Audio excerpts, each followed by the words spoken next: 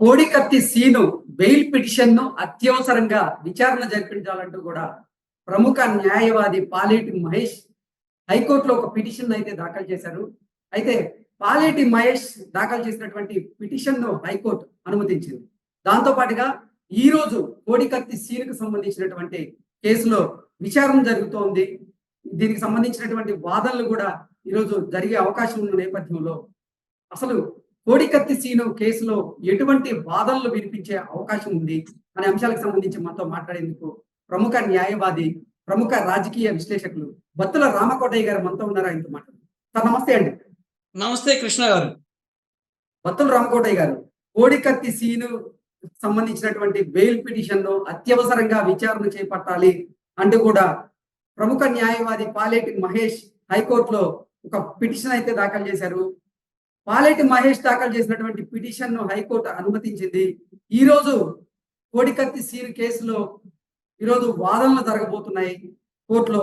ఈ నేపథ్యంలో అసలు ఎటువంటి వాదనలు జరిగే అవకాశం ఉంది? కోడికత్తి సీన్‌కి బెయిల్ వచ్చే అవకాశం ఉందా లేదా అంటే ఏం చెప్తారు సార్?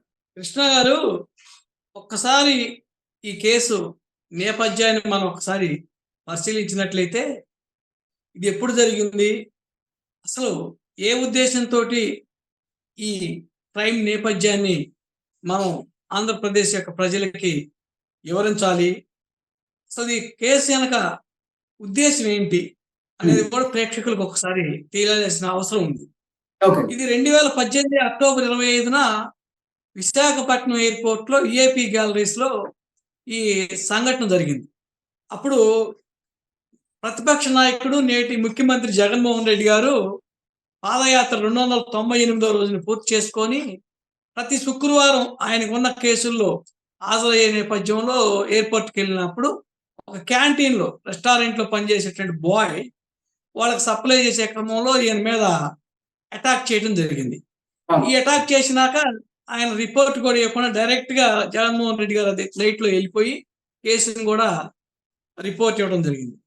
సర్వే ఆ తర్వాత ఎలక్షన్స్ 2019లో రావటం, 2019లో వివేకానంద రెడ్డి గారు హత్య జరగటం, ఆయన ముందు గుండెపోటుతో చనిపోవటం, తర్వాత అది హత్యగా ఇన్వెస్టిగేషన్ లో రావటం, ఇవన్నీ కూడా వచ్చిన నేపథ్యంలో ప్రజలకు కానీ దర్యాప్తు సంస్థలకు కానీ జగన్మోహన్ రెడ్డి గారి యొక్క రాజకీయ వ్యూహంలో భాగంగా నాటి తెలుగుదేశం ప్రభుత్వాన్ని బదనాం చేసేదాని కోసం ఎప్పుడు కూడా కాంగ్రెస్ సంస్కృతిలో భాగంగా కొంతమందిని హత్యలు చేయటం, లేదా వాళ్ళే హత్యలు చేసుకొని సానుభూతిని క్రియేట్ చేసుకోవడం అనేది ఒక ప్రశాంత్ కిషోర్ యొక్క వ్యూహంలో భాగంగా ఇది జరిగిందనేది ప్రజలకు కూడా అర్థమైంది. అర్థం కావడంలో ఉన్నటువంటి ఉద్దేశాలు కూడా ప్రజలు గమనించారు. ఎందుకంటే ఈ కేసు ఇప్పటికి 2018 అక్టోబర్ 25 అంటే దగ్గర ఇప్పటికి 2024లోకి వచ్చాం. అంటే 5 సంవత్సరాలు పూర్తి చేసుకొని 6వ సంవత్సరం కొనసాగుతా ఉంది. 6 సంవత్సరాల్లో కూడా ఈ ఎవరైతే ముద్దాయి ఉన్నాడో ఆ ముద్దాయికి బెయిల్ రాల. మర్డర్ కేసులో ముద్దాయికి కూడా 3 నెలలకు బెయిల్ వస్తుంది. ఇది మర్డర్ కాదు, బహుశా ఇది attempt murder. So attempt murder లో మనకున్నటువంటి సిఆర్పిసి 167 మన ప్రకారం క్లాస్ 2 ప్రకారం మ్యాండేటరీ బెయిల్ ఇవ్వాల్సిన పరిస్థితి వస్తుంది అన్నమాట. అలాంటి బెయిల్ మర్డర్ కేసులు కూడా ఛార్జ్ షీట్ ఫైల్ చేయకపోతే 3 నెలలకు బెయిల్ వస్తుంది. అదేవిధంగా లెస్ దాన్ 10 years పనిష్మెంట్ ఉన్న కేసుల్లో 60 days ఇవ్వాల్సి వస్తుంది. సో ఏ ప్రకారం చూసుకున్నా 60 రోజుల నుంచి అంటే 2 నెలల నుంచి 3 నెలల లోపల ఇతనికి బెయిల్ రావాలి.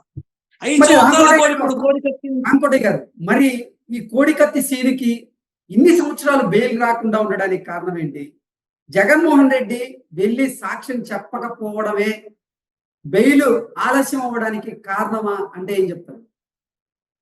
ఇప్పుడు వాస్తవంగా మనం నిజంగా కనుక మనం పరిశీలిస్తే ఒక సంఘటన జరిగినప్పుడు బాధ్యతుడు ఏంటి కోరుకుంటాడు? త్వరితగతంగా రిలీఫ్ రావాలని కోరుకుంటాడు. త్వరితగతంగా సాక్షులు కానీ సాక్ష్యాధారాలను కానీ కోర్టుకు ప్రవేశపెట్టాలని కోరుకుంటారు. త్వరితగతంగా ముద్దాయికి మీద నేరం రుజువు చేసి శిక్ష వేయించాలని కోరుకుంటారు ఎవరైనా, ఏది నిజమైన బాధ్యతుడు. ఇక్కడ బాధ్యతుడు తొందరగా కావాలని కోర్టుల జగన్మోహన్ రెడ్డిని మీరు వచ్చి సాక్ష్యం చెప్పమంటే అసలు ఆయన కోర్టు సాక్ష్యానికే హాజరు కాల. కోర్టుకి ఎప్పుడు కూడా ఇన్వెస్టిగేషన్ దర్యాప్తుకి ఆయన సహకరించాల. నేషనల్ ఇన్వెస్టిగేషన్ ఏజెన్సీ చాలా సార్లు ఆయన చెప్పింది. ఏమని మీరు రావాలని చెప్పి ఆదేశాలు కూడా ఆయనకి, ఆయన పిఏ నాగేశ్వర రెడ్డి కూడా ఆదేశాలు జారీ చేశారు. అయినా వాళ్ళు ఎక్కడా కూడా విచారణకు సహకరించడం కానీ, సాక్ష్యాన్ని ప్రవేశపెడతాం కానీ వాళ్ళ వైపు నుంచి ఎక్కడ ప్రయత్నం లేదు. ఇప్పుడు విచిత్రంగా ఏంటంటే ముద్దాయి కానీ, ముద్దాయి యొక్క తల్లిదండ్రులు కానీ, ముద్దాయి యొక్క సానుభూతి పరులు కానీ రావాలి జగన్ చెప్పాలి సాక్ష్యం, రావాలి జగన్ చెప్పాలి సాక్ష్యం అని నినాదంతో వారి అడ్వకేట్ సలీం గారు కూడా నిన్న స్లోగన్ ఇచ్చారు. అంటే ముద్దాయిలు అయ్యా మీరు తొందరగా సాక్ష్యం చెప్పండి అనే పరిస్థితికి వచ్చింది. ఎందుకు వచ్చిందంటే నేషనల్ ఇన్వెస్టిగేషన్ ఏజెన్సీ ఏం చెప్పింది ఛార్జ్ షీట్ లో, ఎక్కడా కూడా కుట్ర కోణం లేదు. జగన్మోహన్ రెడ్డి గారి మీద జరిగినటువంటి హత్యా ప్రయత్నంలో ఎక్కడ కుట్ర కోణం లేదు. కుట్ర కోణం లేదంటే అర్థం ఏంటి? ఇన్వెస్టిగేషన్ లో రావటం ఇవన్నీ కూడా వచ్చిన నేపథ్యంలో ప్రజలకు కానీ, దర్యాప్తు సంస్థలకు కానీ జగన్మోహన్ రెడ్డి గారి యొక్క రాజకీయ వ్యూహంలో భాగంగా ఇక్కడ క్రియేట్ చేసుకున్నారనే కదా. ఇక్కడ ఇప్పుడు రావడం మర్చిపోవాలంటే ఒక ప్లాన్ ప్రకారంగా చేసిందేనా అది? ఇప్పుడు ఇన్వెస్టిగేషన్ ఏజెన్సీ చెప్పిన ఉద్దేశం అదే కదా, ఎక్కడ కుట్ర కోణం దాగి లేదు అన్నారు. ఇప్పుడు ఒక వ్యక్తిని సంపాదన ఉద్దేశం కానీ, ఇంటెన్షన్ కానీ, కాన్స్పిరసీ కానీ ఎక్కడ కూడా ఇన్వెస్టిగేషన్ లో డజంట్ రివీల్ దట్ ఫ్యాక్ట్.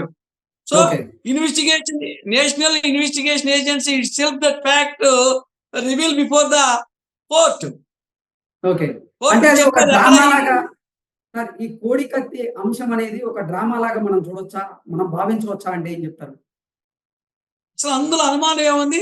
దీంట్లో డైరెక్టర్ ప్రశాంత్ కిషోర్, యాక్టర్ జగన్మోహన్ రెడ్డి, పాత్రధారులు కోడికత్తి సీన్ కావచ్చు, వగైరా కావచ్చు. దీన్ని రంగస్థలాన్ని క్రియేట్ చేసింది బొత్స సత్యనారాయణ మేనల్లుడు.